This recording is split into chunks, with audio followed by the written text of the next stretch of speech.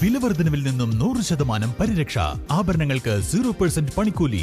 Pookkottumpadam marigold അവതരിപ്പിക്കുന്നു മാരിപ്പൊന്ന് 2025. കൂടുതൽ വിവരങ്ങൾക്ക് ബന്ധപ്പെടുക 04931200916. നരഭോജിയായ കടുവയെ പിടിക്കാനുള്ള ദൗത്യം 1 മാസം കഴിഞ്ഞിട്ടും ഫലം കാണുന്നില്ല. ആശങ്കയൊഴിയാതെ മലയോരം. മെയ് മാസം 15-ന് അടക്കാക്കുണ്ട് റാവുത്തൻകാട്ടിൽ ടാപ്പിംഗ് തൊഴിലാളി ഗഫൂർ അലിയെ ദാരുണമായി കടിച്ചുകൊന്ന കടുവയെ പിടികൂടാൻ വനംവകുപ്പ് നടത്തുന്ന തെരച്ചിൽ ഇപ്പോഴും ഫലം കാണുന്നില്ല.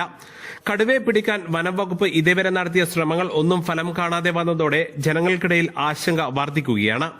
അടക്കാക്കുണ്ട് ചങ്ങനാങ്കുന്നിൽ ഒരാഴ്ച മുമ്പ് അജ്ഞാത ജീവി കാട്ടുപന്നിയെ കടിച്ചു കൊന്നിരുന്നു. കഴിഞ്ഞ ദിവസം പാന്ത്ര ഭാഗത്ത് കടുവ കാളയെ കടിച്ചു കൊന്നതോടെ ആശങ്ക വർദ്ധിച്ചു.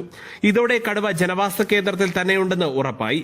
അതിനിടെ പുല്ലങ്കോട് എസ്റ്റേറ്റിലെ വള്ളിപ്പോള ഭാഗത്ത് കടുവ പ്രത്യക്ഷപ്പെട്ടതായി നാട്ടുകാർക്കിടയിൽ അഭ്യൂഹമുണ്ട്. ഈ ഭാഗത്ത് ഒന്നിലധികം തവണ കടുവയെ കണ്ടതായിട്ടാണ് വിവരം. വനത്തിനുള്ളിൽ നിന്ന് കടുവയുടെ അലർച്ച കേട്ടതായി തൊഴിലാളികളും പറയുന്നു.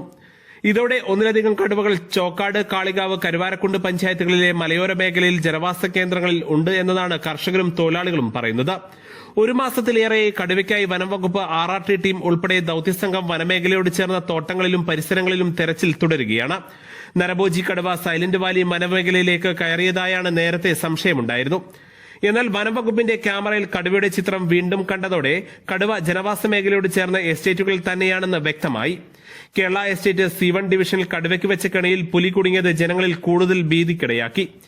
ഡ്രോൺ അടക്കമുള്ളവ ഉപയോഗിച്ചും തെരച്ചിൽ തുടരുന്നുണ്ട്. ലൈവ് സ്ട്രീമിംഗ് ക്യാമറകളും സ്ഥാപിച്ചിട്ടുണ്ട്.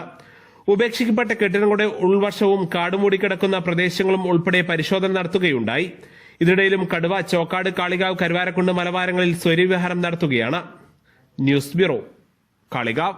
സ്വന്തം ഹൈസ്പീഡ് ഇന്റർനെറ്റ്, നമ്മുടെ സ്വന്തം ഇന്റർനെറ്റ്.